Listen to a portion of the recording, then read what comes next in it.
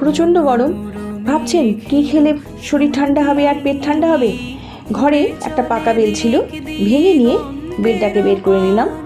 বেলটাকে চামচ দিয়ে বের করে নিয়ে হাত দিয়ে চটকে নিচ্ছি। চটকে নিয়ে এবার ম্যাশার দিয়ে আর সামান্য জল দিয়ে ভালো করে ম্যাশ করে নিচ্ছি। ব্যাস, আর কি, খুব সহজ হয়ে গেল ম্যাশ করে নেওয়া। এবার দিয়ে দিচ্ছি টক দই। টক দই দিয়ে ভালো করে দইটাকে আবার মেখে নিলাম। দিয়ে দিলাম ঢেলা গুড়, বাড়িতে যে কোনো গুড় থাকলে দিলেই হবে। দিয়ে দিচ্ছি সামান্য জল, ফ্রিজের ঠান্ডা জল দিলেই ভালো হয়। দিয়ে ভালো করে চটকে নিলাম। তৈরি হয়ে গেল বেলপানা। গ্লাসে সার্ভ করে নিচ্ছি। দেখুন কি দুর্দান্ত খেতে, অসম্ভব টেস্টি। আর গরমের এই সময় পেটটা একদম ঠান্ডা থাকে, শরীরও ভালো থাকে। এইভাবে বেলপানা করে খান, দেখবেন দারুণ লাগবে, খেতেও সুস্বাদু আর স্বাস্থ্যকর।